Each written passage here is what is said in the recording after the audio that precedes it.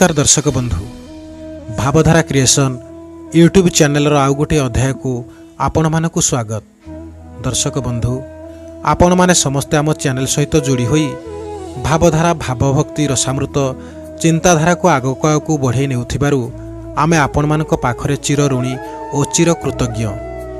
दर्शक बंधु आज से जगतरनाथ जगन्नाथों आउ एक अद्भुत लीला विषय आपण मानक आगरे कहिबी, जहाको शुणिले आपण भी आश्चर्य होइजिबे।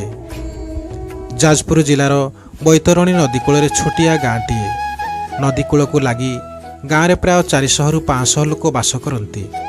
आउ समस्ते प्राय चाषबास उपरे निर्भर करती। सेमानकर नदीकूलिया जमी होइथिबारु चाषबास खूब भल हुए। आउ चाषबासरु भल दी पैसा रोजगार करती ग्रामवासी। दिन सारा जमीरे लगी पड़ी चाषबास करती। आउ संध्या पूर्वर घर को चली आसती। तापरे गुड़ हाथ धोई होई किछि समय चली जाती गाँव थिबा भागवत टुंगी को। संध्या समय गाँ भागवत टुंगीर नाम संकीर्तन खूब नियारा और आकर्षणीय मध्य। गाँ रही संध्या समयटी लोकमानक मन को भारी प्रफुल्लित करे, कारण गाँर परिवेश माटी पानी पवन सबु जमिति अति आपणार। सेइथिपाई जेते कष्ट हेले भी गाँर लोक माने जमीरु फेरिले संध्या समय भागवत टुंगी को जाई भगवानकर नाम संकीर्तन टिके गान करती। से गाँव में बास करती गुणनिधि मौसा। आउ गुणनिधि मौसा भी से मानक भली चाषबास करी निजर गुजराण मेंटाती। आउ प्रत्येक दिन खूब मन दे चाष जमीरे परिश्रम करती। आउ चाष जमीर जो भल दी पैसा रोजगार हुए एथिरे खूब मन आनंद दी प्राणी चली जाती। गुणनिधि मौसा मने मने चिंता करती पनीपरिबा चाष करने सह बाड़ी किछि कदली गछ लगेबा पई, कारण कदली चाषरे अल्प परिश्रम करी खूब भल दी पैसा रोजगार होई पारिबो। एमिति चिंता करी गुणनिधि मौसा निज बाड़ी रे किछि कदली गछ लगेदेले। आउ भगवत प्रेमी गुणनिधि मौसा ईश्वर विश्वासी होइथिबारु बाड़ी रे कदली फलिले प्रथम कांधिटी जगन्नाथंको पाखरे भोग लगेबाकू मानसिक करिदेले। आउ खूब जत्न सहकारे चाषबासरे लगी पड़े। प्रतिदिन पानी मड़ेबा ठारू आरंभ करी खत सार दे गछ को कमण दमण करिबारे लगी पड़ती। धीरे धीरे गछगुड़िक चेर लगी बढ़िबाकू लागिला। आउ अल्प दिन भितरे गछगुड़िक हृष्टपुष्ट होई कदली कांधी पकेबाकू आरंभ कला। कदली कांधी गुड़िक देखि गुणनिधि मौसा भारी खुशी होईगले। आउ प्रतिदिन जाई देखि देखि आसुथांती कदली कांधी गुड़िक केबे पाचिबो।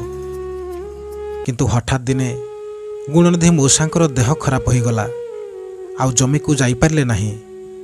दिन राति जमीरे परिश्रम करुथिबारु खाइबा पीबा ठीक ठाक न होई मौसा को मेलेरिया ज्वर होईगला। डाक्तरंक ठार औषध आनी खाउथांती, तथापि ज्वर छाड़िबार ना धरु न थाए। शेषरे एमिति हेला मौसा सेजरु मध्य उठी पारले नाही। एपटे कदली बगीचारे कदली गुड़िक बिक्री हेबा पई समय होई जाई थाए। आउ गोटे गछरे गोटे विराट कदली कांधी पाचिबा आरंभ होईगला। यह देखि मौसा भारी व्यस्त होई पड़िले। आउ ठाकुर को जाचिथिबा कदली कांधीटी देखि भारी चिंतारे पड़गले, कारण कदली कांधी पाची हलदिया पड़गलाणी। एणे देह एते खराब जे सेजरू उठिबा बड़ कष्ट। कौन करिबे किछि चिंता करि पारले नाही। से जगतर नाथ जगन्नाथंकु निजर हृदय कथा को जणै देई कहिले, प्रभु आपण तो दयार सागर, भक्तर अंतर कथा जानी भक्त उपरे सबुबेले दया रखिथांती। भक्तर अंतर कथा जानिपार बोली ए जगत तुमको अंतर्जामी बोली कहे। आज ये दिनहीन गरीब भक्तर अंतर कथा बुझी ए भक्त को टिके दया कर प्रभु। आपणक पाखरे मानसिक करिथिली कदली बाड़ी रे जो कदली कांधीटी प्रथमे पाचिबो आपणक पाखरे भोग लगेबी। वर्तमान कदली गछरे कदली पाची सारिछि, किंतु मो देह एते खराब जे कदली गछरु कदली तोलिबा मो पक्षे असंभव। दूर रे थाई तुमको कदली कांधीटी समर्पण करिबा छड़ा मो पाखरे आउ किछि उपाय नाही प्रभु। ए भक्तर गुहारी रक्षा करी कदली कांधीटी को आपण ग्रहण करंतु। एतिकी कही गुणनिधि मौसा सेदिन राति रे खाई पी सोई पड़िले। ता पर दिन राति न पाहुणु गुणनिधि मौसाको घर सामने पाटी सुभिला, गुणनिधि मौसा, ओ गुणनिधि मौसा, अरे शोई पड़ी ना उठिलनी?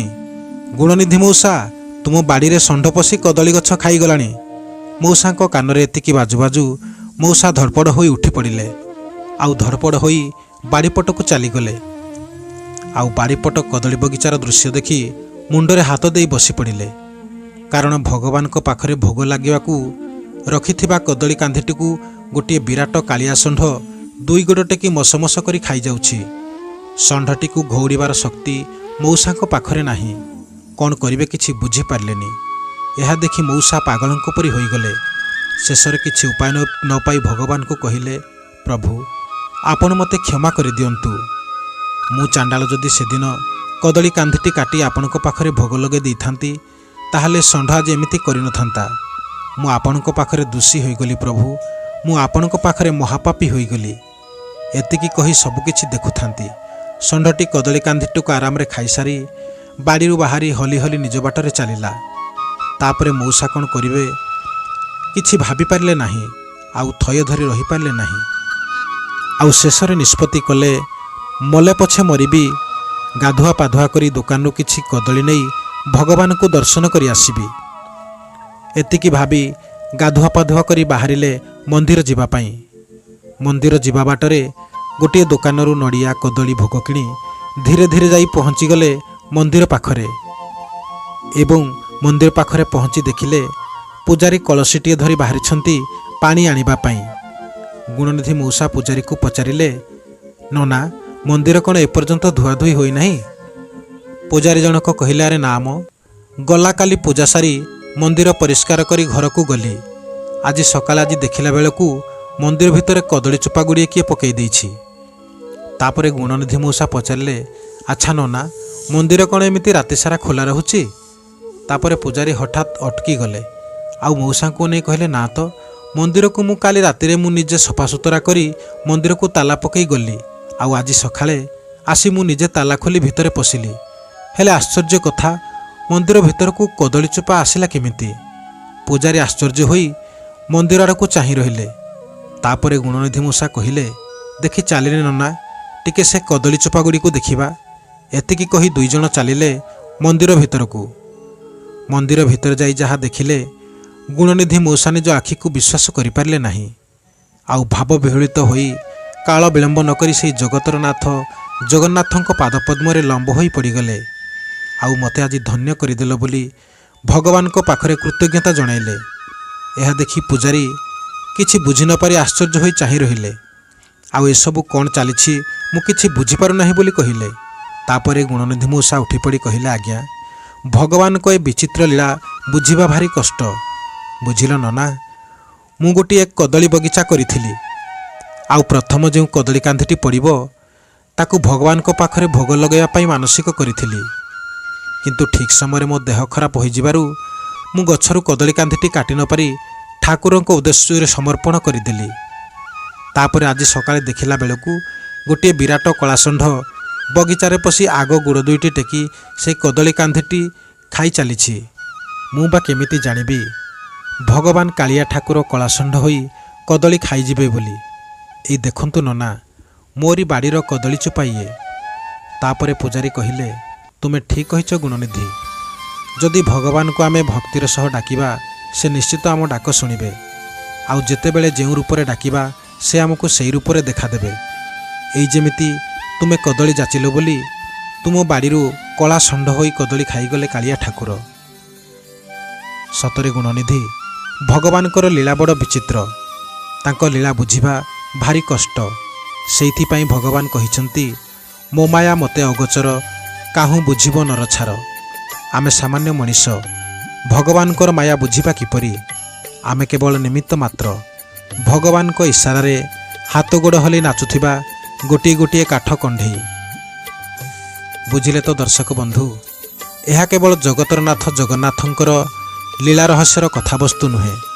ଏହା ପ୍ରତ୍ୟେକ ମଣିଷର ଚିନ୍ତା ଚେତନା ଓ ଆତ୍ମଚିନ୍ତନକୁ ଜାଗ୍ରତ କରିବା ପାଇଁ ଆମର ଏକ ଭିନ୍ନ ପ୍ରୟାସ। ଦର୍ଶକ ବନ୍ଧୁ, ଆମ କାର୍ଯ୍ୟକ୍ରମ ଆପଣମାନଙ୍କୁ କେମିତି ଲାଗୁଛି କମେଣ୍ଟ ମାଧ୍ୟମରେ ନିଶ୍ଚିତ ଜଣାଇବେ। ଆପଣଙ୍କ ମତାମତକୁ ଅପେକ୍ଷା କରି ରହିଲୁ। ଜୟ ଜଗନ୍ନାଥ।